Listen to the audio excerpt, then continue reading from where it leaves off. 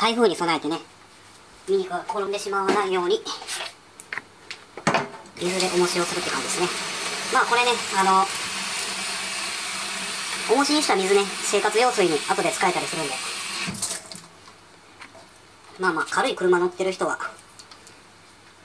ういった感じで水をねたくさん積んでおくといいと思いますよ。風が来るだろう側に積んで、運転席の後ろにも